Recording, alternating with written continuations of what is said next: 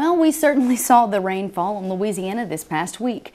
But what about the rest of the country? Neil Melancon now joins us to tell us about parts of the Midwest that got some much-needed rains that could boost this year's harvest in this week's Bottom Line. The Bottom Line is brought to you by the Cotton Board, strengthening the fiber of our industry. While we were getting too much rain in some parts of Louisiana, the Corn Belt finally saw its share after a bit of a dry spell. The western Corn Belt in particular had needed some rain, but two systems moved through that area in the span of about a week that helped the crop there.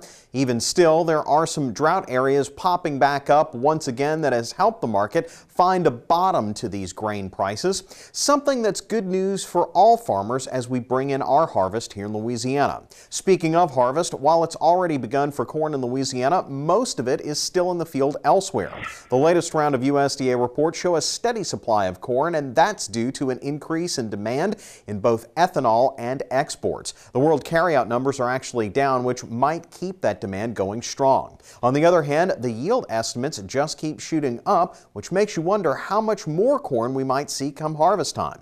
Bean numbers are going up as well, not just for this year, but interestingly enough, for the last year. A correction from carryout numbers shows that we might have underestimated last year's harvest, which means it was a record 45.2 bushels per acre. The current estimate is only 45.4. Even if that doesn't make, it's still a lot of beans. Fortunately, we are seeing demand pick up, mostly from China, and prices are remaining above $10 a bushel thus far. One interesting note from the report, Louisiana is one of the top-ranked states in terms of yield numbers in the country, with corn at 180 bushels per acre estimated for this year and beans at 50. We're well ahead of the national average.